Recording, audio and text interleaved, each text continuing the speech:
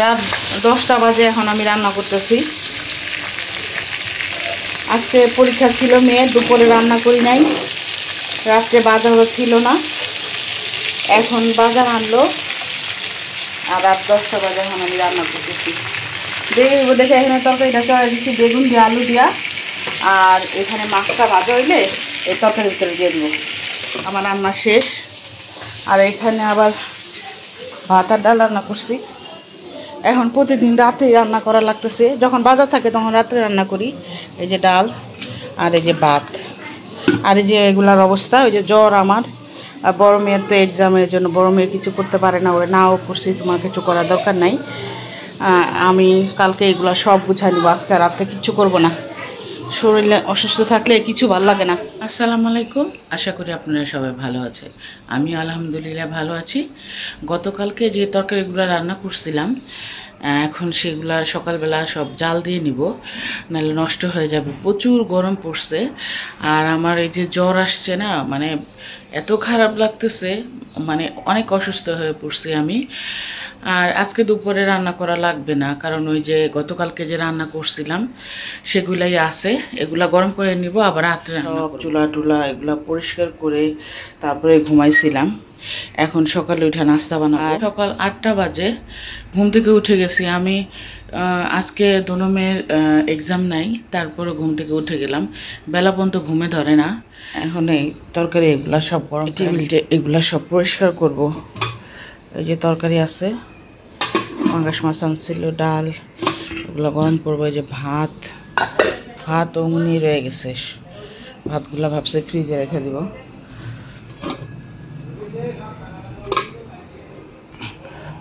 প্রচুর গরম পড়ছে, প্রচুর গরমে এগুলা জাল না দিলে তরকারি সব নষ্ট হয়ে যাবে, দুপুরে আর খাওয়া যাবে না। আজকে ভাবছি যে খালাতো বোনের বাসায় যাব। খালাতো বোনের ছেলে বিয়ে করছে, বউ আসছে, নিয়ে আসছে, আমি যাই নাই। আর খালাতো বোনরা ওরা একটু আমার সাথে রাগ, আমি আসলে কোথাও যাই না, তো আমার ঘর থেকে বের হইতে ভালো লাগে না। আমি বেশিরভাগ স্কুলে যাই, মেয়ে নিয়ে কলেজে যাই, আর দরকার ছাড়া বের হই না। কিন্তু ওরা মন খারাপ করে, ওরা ভাবে যে আমি ইচ্ছা করে যাই না। আর এখন ওর ছেলে বিয়ে করছে, বউ নাকি নিয়ে আসছে, মানে বউই আইসা পড়ছে আমাদের ছেলের কাছে, তো বউটা নাকি সুন্দর। এখন আমি যাব বলে যাওয়া হয় না। আজকে যেহেতু দুনো মেয়েরই এক্সাম নাই, ভাবছি যে আজকে যায় দেখে আসবো বউটা। আর সকালে যাব না, সকালে গেলে ও বাসায় থাকে না, ও জব করে।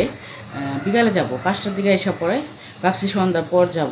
আমি তরকারিগুলো এখন গরম করে নিচ্ছি, তারপরে আমি নাস্তা বানাই ফেলবো। আর ফ্রিজে আমার আটা গোলানোই আছে, তাই আমার কোনো ঝামেলা নাই, আটা গোলায় রাখি।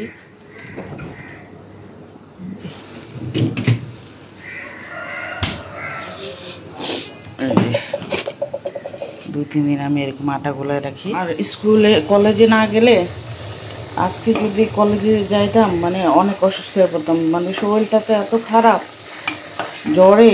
আর যাদের বাচ্চাদের অসুস্থ তারা যে কি করতেছে, আমি বড় হয়েই কেমন। টেবিলটা পরিষ্কার করে ফেললাম। আর এই যে বাইরের অবস্থা, আজকে এত রোদ, কালকেও রোদ ছিল, কালকে পরীক্ষা ছিল।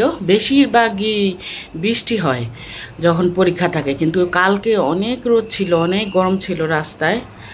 আজকেও বৃষ্টি নাই। বৃষ্টি তোমার এত খাওয়া থাকতে এই খাওয়াগুলা খাও না কেন? এই খাওয়াগুলা কি হয়েছে? হ্যাঁ, নতুন খাওয়া দিতে হবে, নাহলে খাইবি না। খাও, খাওয়া ভর্তি এটা ভিতরে, ওগুলা খাইব না। প্রতিদিন ওনার নতুন নতুন খাওয়া দাওয়া থাকলে খাবে না।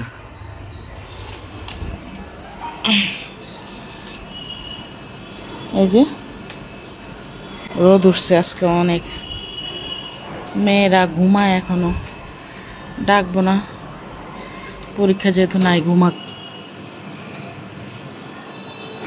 প্রচুর রোদ উঠছে। চা বানাই ফেলেছি। এখন ওরা ঘুম থেকে উঠলে গরম গরম নাস্তা ভাইজা দিব, এখন বাজবো না কিনা, এর জন্য কাপড়ও ধোয় না, শরীর অসুস্থ, জানি না আজকে পারবো কিনা। আমার আজকেও তো জ্বর, ভালো না লাগতে ধুবো না। মেয়ের 6 দিন বন্ধ আছে, তখন ভাবছি যে এর ফাঁকে ধুয়ে ফেলবো। ঘুম থেকে উঠুক, তারপর নাস্তা ভেজে দেবো। এখন ভাজবো না। আমি কচু সিদ্ধ করে নিছি, আর কালি জিরা দিছি এখানে, আর রসুন। এই কচুটা অনেক মজা লাগে, আমার খালাতো বোন আমার দিছে অনেকদিন হয়েছে, আমি রান্না করি না, ডিপে ছিল। আর এখানে হলুদ গুঁড়া, মরিচের গুঁড়া, আদা রসুন পেস্ট। আর আমার জিরা নাই, জিরা গুঁড়া নাই, জিরা গুঁড়া থাকলে দিলে ভালো হতো। পেস্টটা যখন লাল হয়ে যাবে তখন আমি মশলাগুলো এক এক করে দিয়ে দিব। আমি সব একসাথে মিশিয়ে রাখছি, খালি ঢেলে দিব।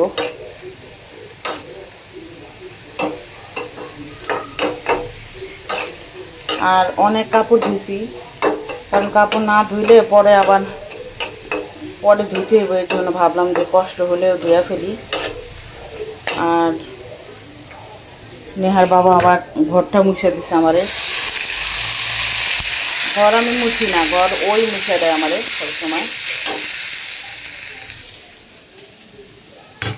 ভাতটা হয়ে গেছে,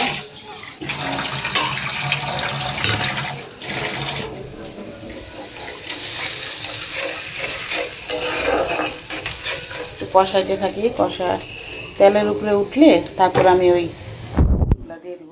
এই যে 2টা চাদর, আরও অনেক কাপড়, এগুলো জমছিল, সব ধুইছি। ছোট বারান্দা তো জায়গা হয় না, তারপর ধুয়ে ফেললাম। কালকে আর কিছু করা লাগবে না, 2-3 দিন একটু রেস্ট নিব ভাবতেছি। এই যে সব ঘটর মোছা শেষ। এই যে সব কাপড় ধুয়ে ফেলছে, খালি এখানে একটা গেঞ্জি আছে, এটা এখন বাচ্চার বাবা খুইলা রাখছে। এখন ভাত খাবো আমরা একটু পরে, রান্না শেষ হলে, কচুটা হলে সবাই মিলে আমরা ভাত খেয়ে নিব। কষাও, তারপরে আমি দিয়ে দিব কচুটা। কচুর খেতে কিন্তু ভালোই লাগে, আমার দোনো মেয়ে নেহানি দিয়ে অনেক পছন্দ করে। পানিও আমি ভরে ফেলছি। আর রাত্রেও ভাত আমি একবারে দুপুরে রান্না করে ফেলছি, 1টা বাজে ফেলছি, কারণ বিকালে যদি শরীরটা ভালো লাগে। অনেকগুলো কাপড় ধুচ্ছি তো, এখন ভয় পাইতেছি যে জ্বর যদি আবার আসে ঘুরা, কারণ 3-4 দিন আগে জ্বর আসছিল, ভালো হয়েছি, এখন আবার জ্বর আসছে। ও কাপড় ধোয়ার পরে নেহার বাবা আবার অনেক রাগারাগি করতেছে যে তুমি কাপড় ধুইলা কেন, আমারে দিতা, আমি ওরে দিয়া কাপড় ধোয়াই না, কারণ ও তো অনেক কাজ করে। ঘরটা মুছাইতে কেন, ঘর আমি মুছতে পারি না, ঘরটা আমার যে ইয়া দিয়া লাঠি দিয়া মুছে না, ওইটা দিয়ে আমার পরিষ্কার হয় না। এর জন্য ও আমার ঘরটা মুছাই দেয় 2 দিন 3 দিন পর পর। চিল্লাচিল্লি করতেছে তুমি কেন কাপড় ধুইলা, যদি আবার জ্বর আসে। আমি বললাম যে ধুয়া ফেলে অনেক দিন হয়েছে, কাপড়গুলো জমে আছে। আমার ভিডিওটা দেখতে থাকেন, আপনাদের ভালো লাগবে আশা করি। নতুন বউকে আপনাদেরও দেখাবো। এই যে কচু দিয়ে দিছি, মনে হইতেছে না কতগুলা। এটা কিন্তু ভাজা ভাজা হইতে হইতে অল্প হয়ে যাব, অল্প। এটা অনেক ভাজতে হয়, এই কচু রান্না করতে গেলে অনেক সময় ধরে ধৈর্য সহকারে রান্না করতে হয়, তারপরে মজা হয়। এছাড়া কচু রান্না করা ঝামেলা। যে কচুটা হয়ে গেছে, আরও ভাজা ভাজা করা লাগতো, ভালো লাগতেছে না ভাজা ভাজা করতে, এর জন্য এইভাবেই রান্না করলাম। মজা হয়েছে অনেক, শুকায় দেখছেন কতটুক হয়েছে। আরও ভাজা ভাজা করলে আরও কমে যেত।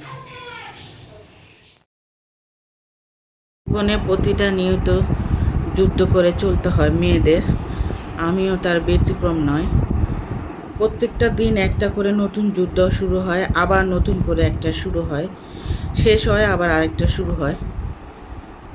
জানি না এটা কতদিন থাকবে। ভাবছিলাম যে বিকেলে যাব বোনের বাচ্চার বউরে দেখতে, ছেলের বউকে, কিন্তু হঠাৎ এত জ্বর আসছে, আর আমি তো আগে থেকে অসুস্থ।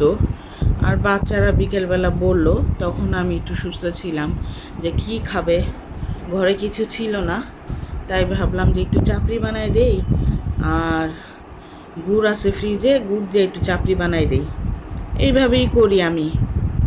আল্লাহ পাক যে কবে আমার এই পরীক্ষা শেষ করবে আমি নিজেও জানি না। সারাটা জীবন আমি কষ্ট করেই গেলাম। আল্লাহ আমাকে আরও ধৈর্য দেব। আমি মনে করি আমি না, প্রত্যেকটা মেয়ে আমার মতো প্রতিনিয়ত যুদ্ধ করে যায়, কেউ বলে কেউ বলে না। আসলে আমরা তো সব কথা আপনাদের সাথে শেয়ার করতে পারি না। কিছু কিছু পার্সোনাল ব্যাপার আছে যে বলা যায় না, তাই